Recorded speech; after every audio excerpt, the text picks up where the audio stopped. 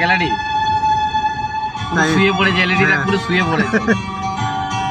এই যে আমার রাস্তাটা বোঝা যাচ্ছে না, এলইডি পুরো শুয়ে পড়েছে, এলইডি না শুয়ে পড়বে। তোর পিছিয়ে পিছিয়ে আসবে এবার।